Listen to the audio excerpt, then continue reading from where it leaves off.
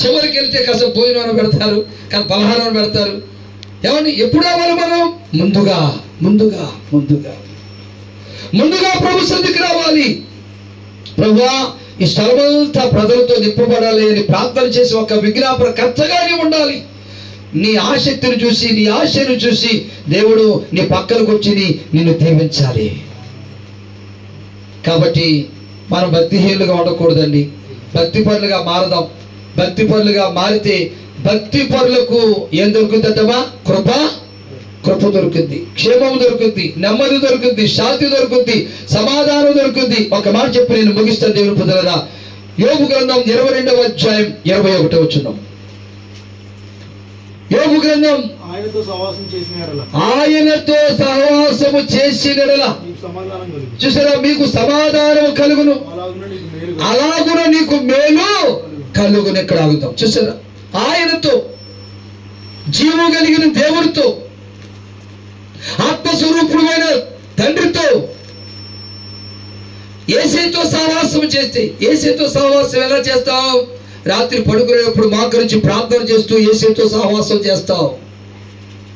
ఈ అనుభవంలోకి రావాలి అందరూ.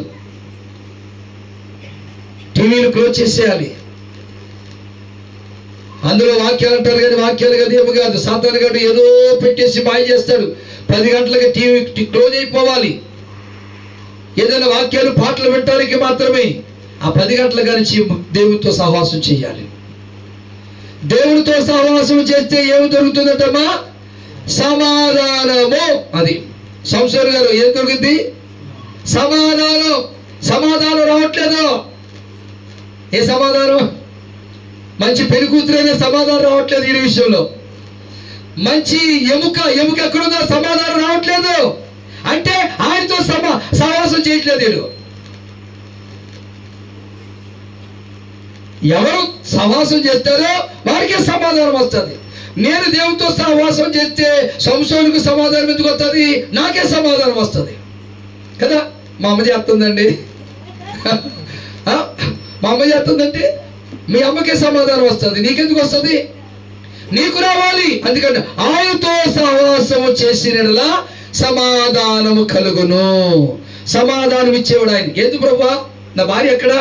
నా ఎముక ఎక్కడా? నా సహకారం ఎక్కడా? అప్పుడు అడిగినప్పుడు ఆయన ఏం చేస్తాడు? పలానా చోట ఉందరా, ఆ సమాధానం వస్తుంది. పలానా చోట ఉంది, ఆ సమాధానం. ఆయనతో సహవాసం చేసినలా సమాధానము కలుగును. రెండవది అలాగున మీకు మేలు కలుగును. మేలు, కీడు కదండి. ఎవరో వాక్యం చెప్పారు, చెప్తూ భార్య దొరికిన వారికి మేకు దొరికిందంట, లేక తేలు దొరికిందంట. ఈ తేలు ఈ మేకు మాకెత్తుకురా బాబు అనుకున్నారట. కాదండి, భార్య దొరికిన వానికి మేలు దొరికెను అన్నది వాక్యంలో. ఇక్కడ అన్నాడు అలాగున మేలు కలుగును. ఈ మేలు కలగాలంటే మనం ఏం చేయాలి? దేవునితో సహవాసం చేయాలి. లోకస్తులతో కాదు సహవాసం, భక్తిహీనులతో కాదు సహవాసం, ఏమండి అన్యజనులతో కాదు సహవాసం. దేవునితో సహవాసం చేద్దాం. ఆయన ఇచ్చే సమాధానం, ఆయన ఇచ్చే మేలు పొందుకుందాం. ప్రభు మాటలు మన హృదయాలు ఫలింప చేయును గాక. ఆమేన్. అందరూ మోకరించని ప్రార్థన చేసుకుందాం.